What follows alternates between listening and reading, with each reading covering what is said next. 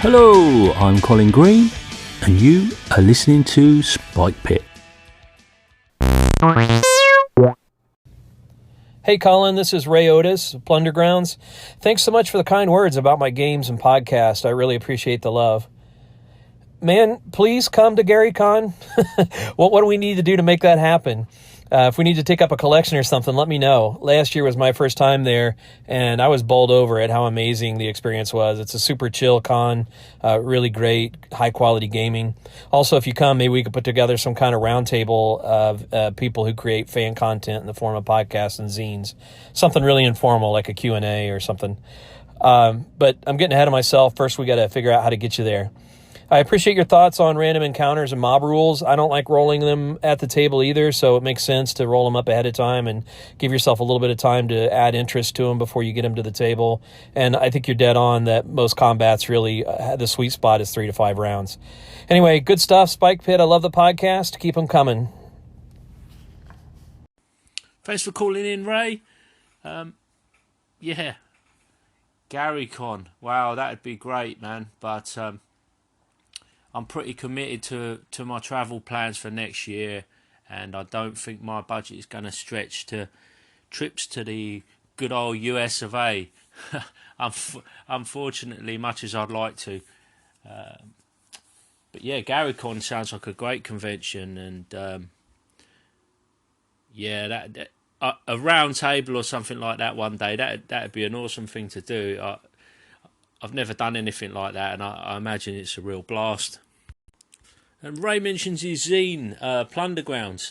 I've been reading through issue 1 yesterday, and I reckon I'm probably not going to use Dungeon World. I think I'm going to go for World of Dungeons.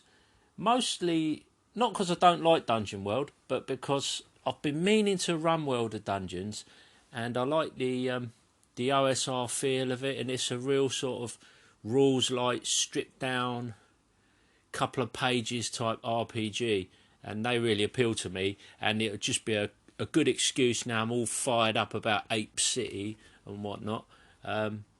It'd just be a really good excuse for me to run World of Dungeons, so I think that's what I'm going to do. So I've also been talking about Stay Frosty on Discord over on the Audio Dungeon, and yeah, I've blown the dust off my Stay Frosty rules. PDF, I downloaded it off of Drive-Thru, and I printed out a couple of copies. And I've got a one-shot to run on Tuesday, and I reckon I'm going to use this rule system. All this talk of Mothership and Jason talking about Relentless has got me onto a bit of this grim and gritty or grim dark sci-fi aliens type of vibe, but I'm gonna shake it up a little bit. I've got Mothership, but I haven't had a chance to sort of go through it and digest it properly.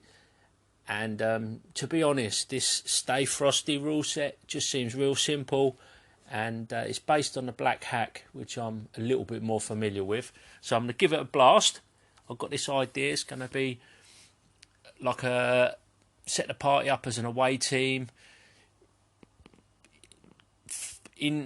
dropping onto a planet in either some sort of drop ship or some kind of spacecraft to investigate what's been going on this moon, where it's like a research facility looking into. So it's a water covered moon, and the research facility is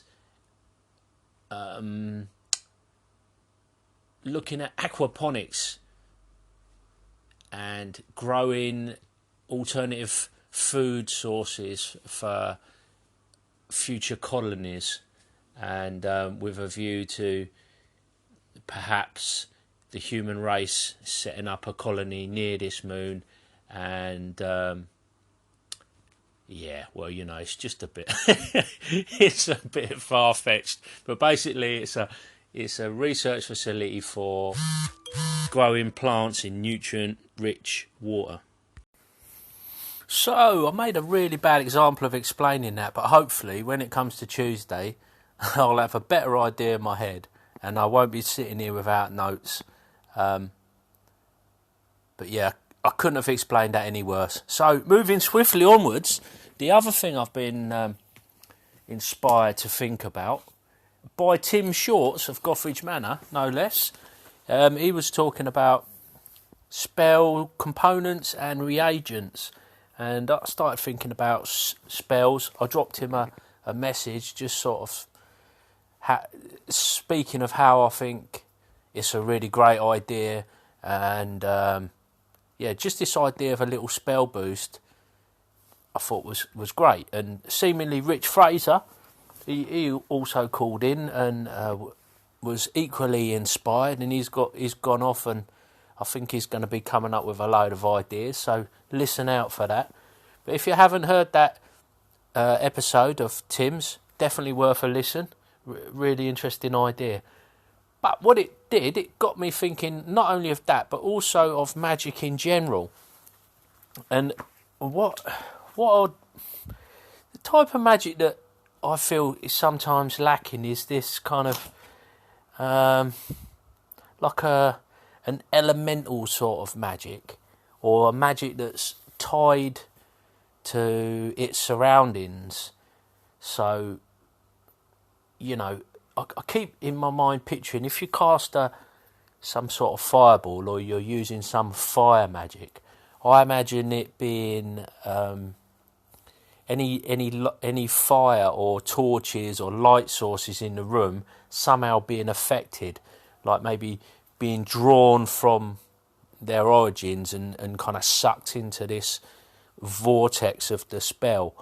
Or say like you've got, you know, you're in a woodland or something and you're casting some magic. I imagine, you know, the energy and the life in the woodland and the plants kind of being combined in the spell and being part of the spell effect. Or like the ground. I always imagined this idea of having an elementalist that was able to kind of pick up the ground, like you might pick up and shake a rug, like you sometimes see in a cartoon or something, where a character picks up one end of a rug and then like flicks it and makes like a wave of the rug. But I imagine a magic user or elementalist being able to do that, but with the ground, like he kind of crouches down, puts his hands to the ground, then like almost picks it up and creates like this wave of the soil.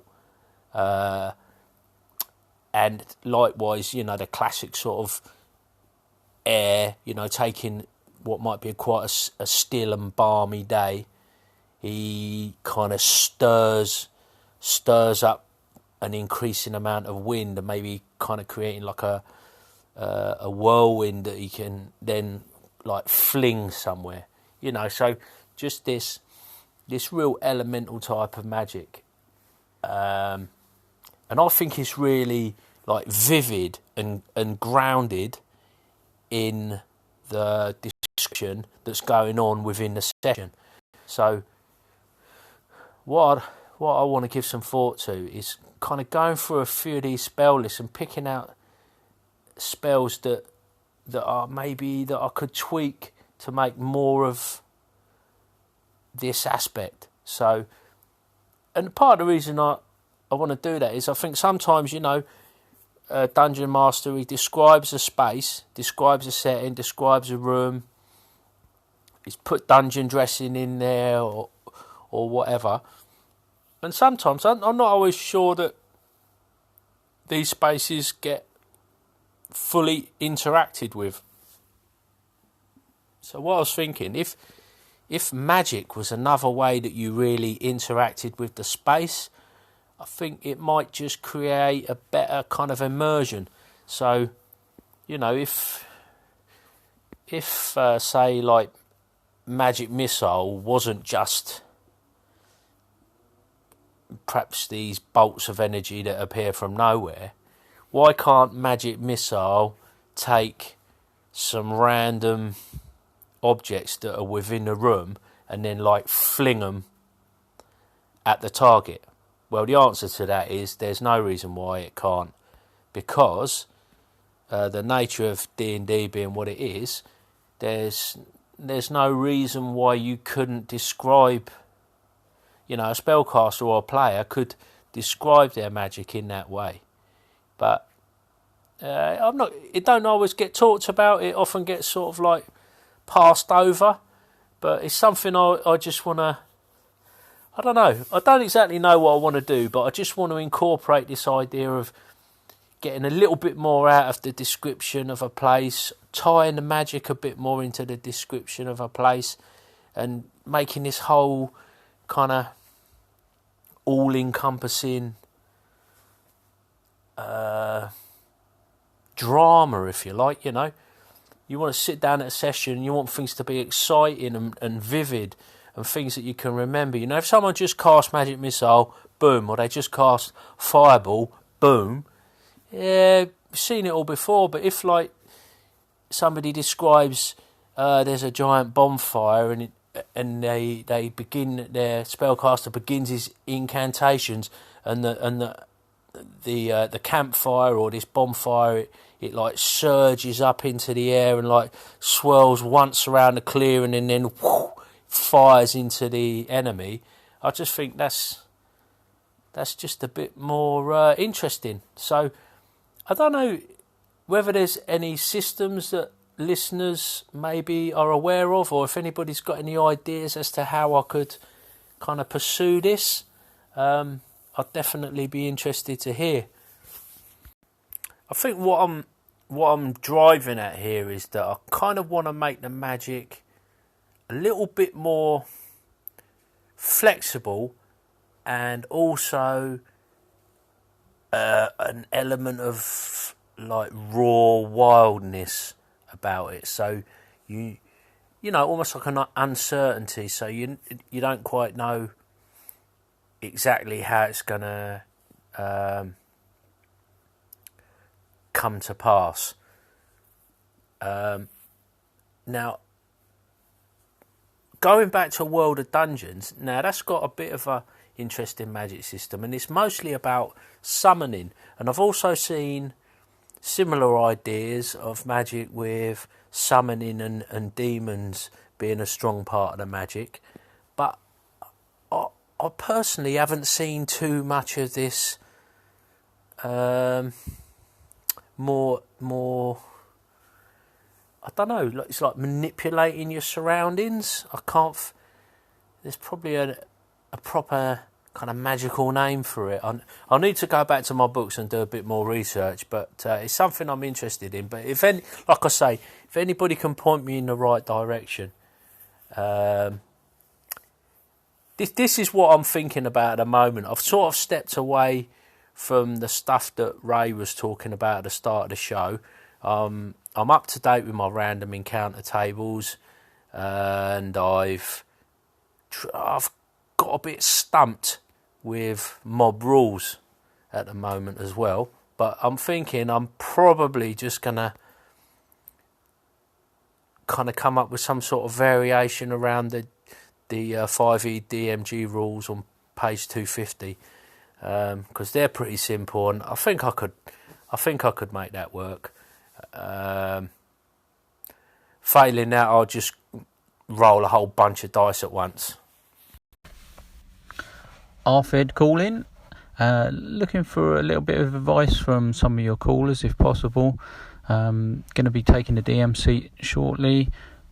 I'm setting up some dungeons, designing, and there's been some talk of traps recently. The double trap, pit trap was one of my favourites recently.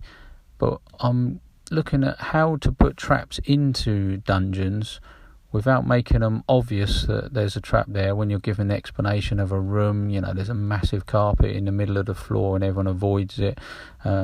Seems to be a waste of time, things on the walls. But I don't want people to be looking all the time at every door and every situation and spending lots of time testing for traps. So how to put traps in a fun way that could catch people out, but I don't want them to be impossible to find either. So looking for some advice. Thanks. Okay, so that's Arfed, aka Spike Pit's brother. That's one for you, Jason. Yeah. Traps. Now, I think the traditional thinking on traps is a little bit worn out. My best advice to whoever this half-head fella is would be, you don't need to necessarily hide. It can be hard to hide traps, especially when you've got a group that has maybe seen it all before. We've all sort of seen the films and played various games, and you know, if a rug suddenly appears in an adventure, you know, there's something under it. It's going to be a trap door, or it's going to be a trap, or whatever. There's a couple of ways round that.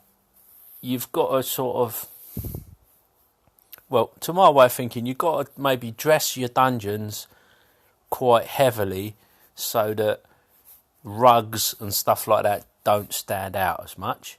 So, you know, you've got to be talking about rugs a lot more, and paintings and all sorts of decoration within a space. That's got to come up a lot more often, so that when it does come up and it is a trap, it doesn't stand out. Or the other way to do it is, you know, the trap may be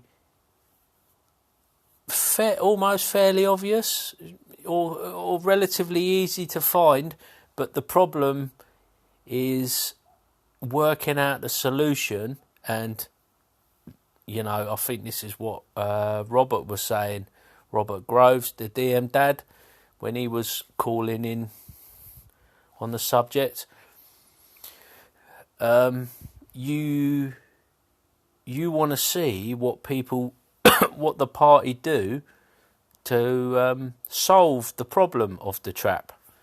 So it becomes less about finding it and more about, you can't proceed with what you want to do until you've solved the problem of the trap. And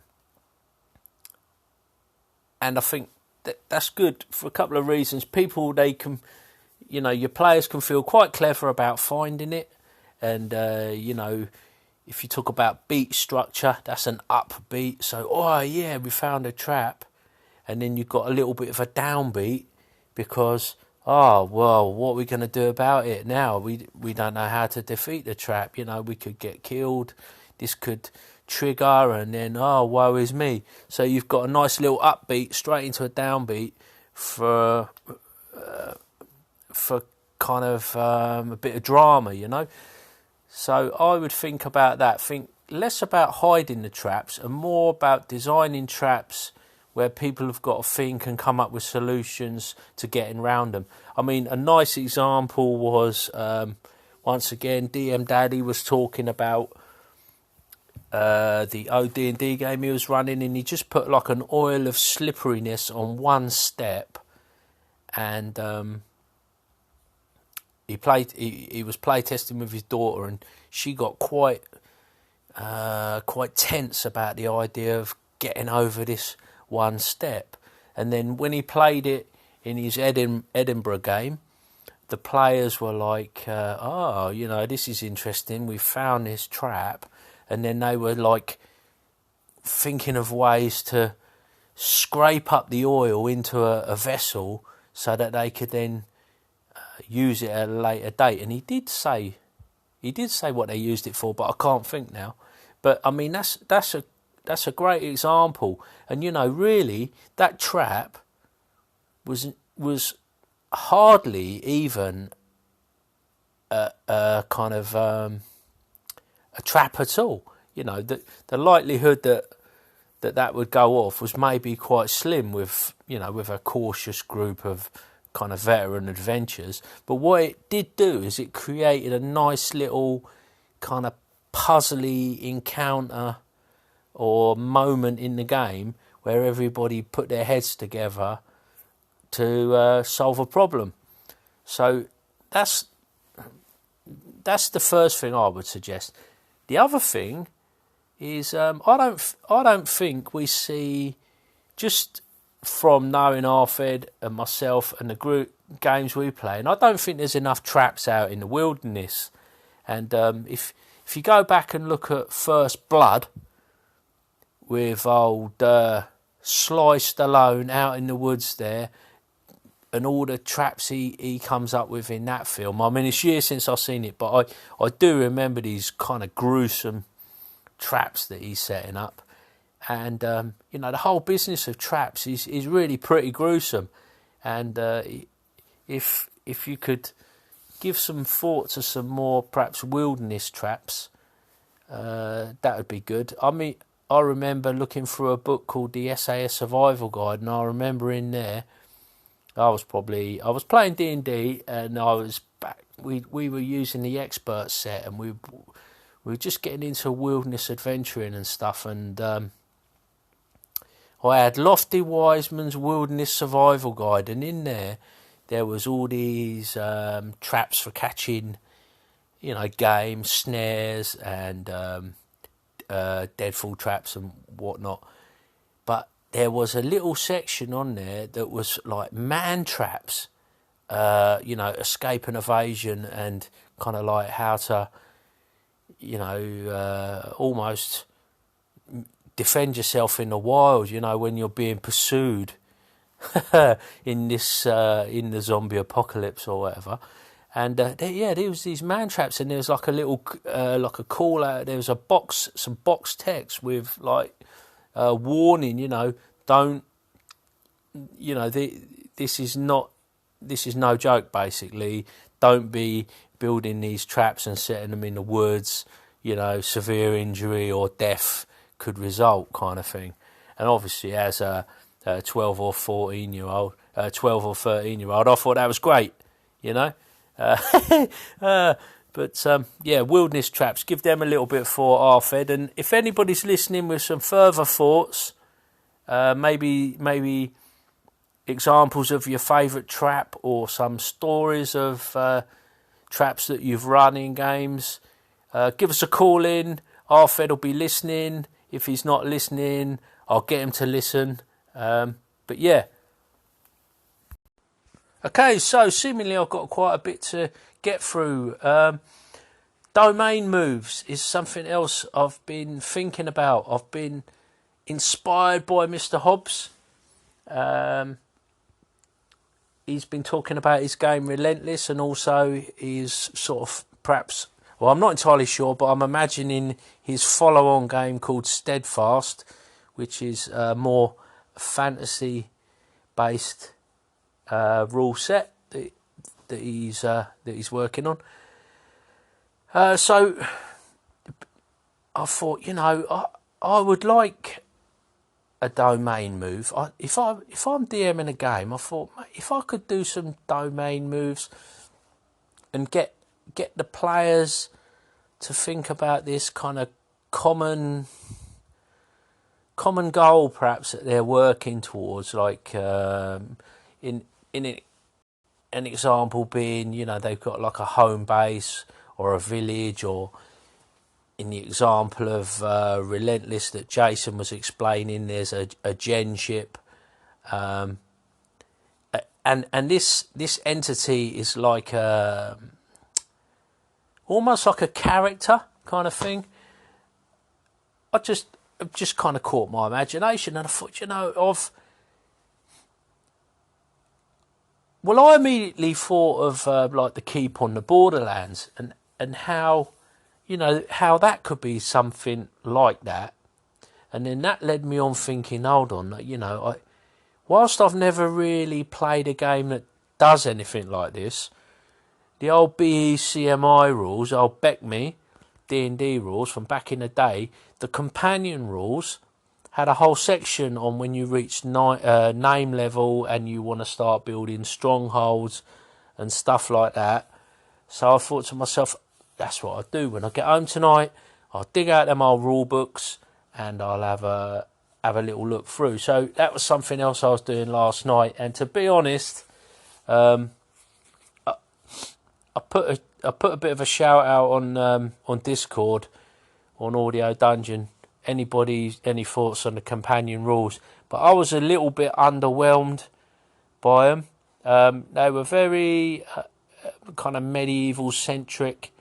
There's a lot of talk about duchies and baronies and viscounts and dukes and whatever, and there's some interesting stuff, like not too complicated stuff about economies and, you know, how many peasant families you've kind of got working on the land and one thing and another. So it was kind of interesting, but not especially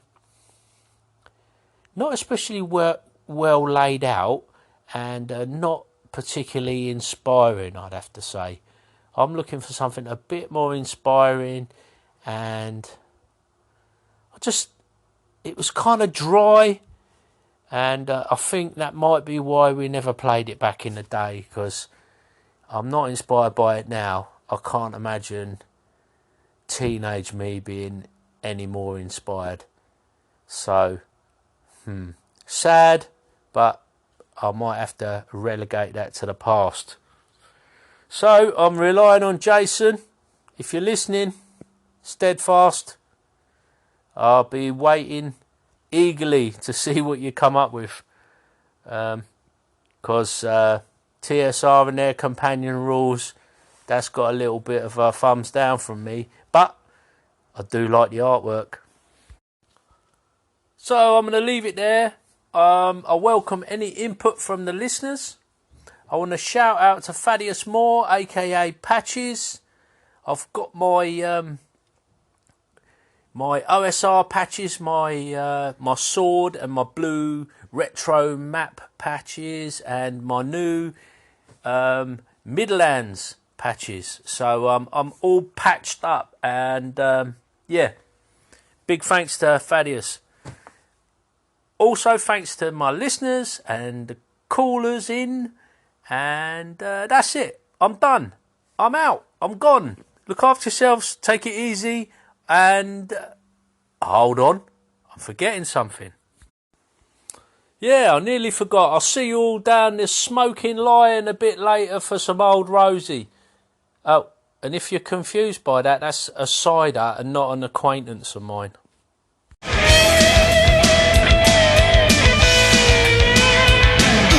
And that, as they say, is a wrap. Big thanks goes out to you, the listener, for taking a bit of time out of your day to listen to Old Spike Pit. Take care, and I'll catch you later.